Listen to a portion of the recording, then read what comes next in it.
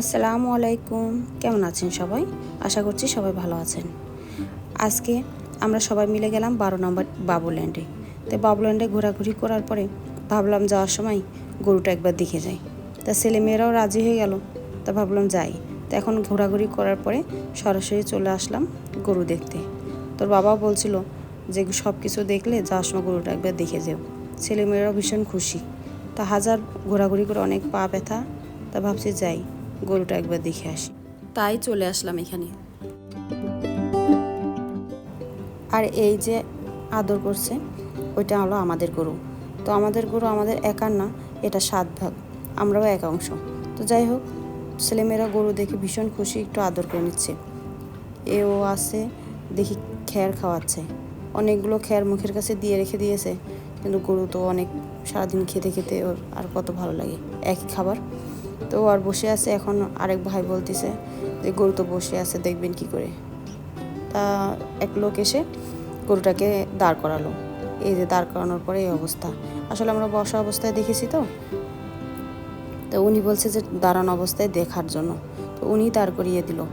যাই হোক, গরুটা দেখে অনেক মায়া লাগছিল। আজ ওকে দেখছি ভালোভাবে, কালকে হয়তো বা আল্লাহর হুকুমে ও জবাই হয়ে যাবে। যাই হোক, অবলা জিনিস, এদের ভিতরে কিন্তু অনেক ভাষা আছে, যে ভাষাগুলো আমরা বুঝি না।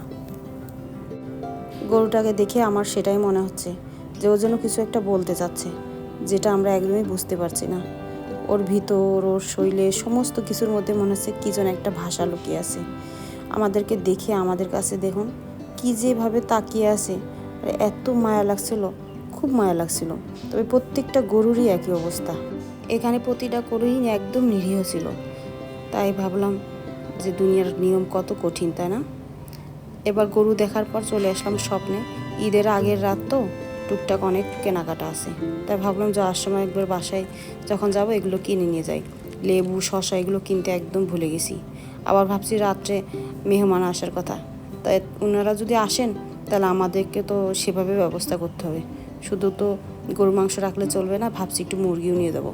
তবে এখানকার মাছের দাম দেখছি ঈদের আগে মাছের দাম নাকি কমে যায়।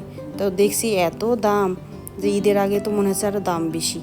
দেখুন 550, 590 টাকা। এই রুই মাছটা কবে যে আনা, একদম চোখ টোক একদম বসে গেছে।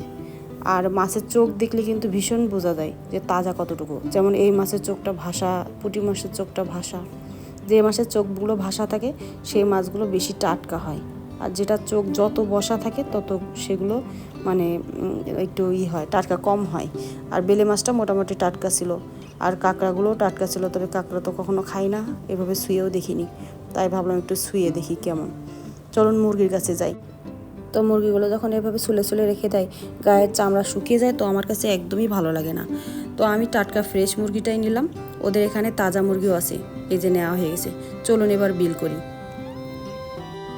ওর বাবা ঝুড়ির এই জিনিসগুলো বিল করুক, আমার আরও টুকিটাকি কেনার আছে, তো ওগুলো নিয়ে আসি। যেমন ভীম লিকুইড, টিস্যু, এগুলো ভুলে গেছি, ওগুলো নিয়ে আসি। আর আজকে ভিডিও আর বড় করছি না। সবাই ভালো থাকবেন, সুস্থ থাকবেন। আল্লাহ হাফেজ।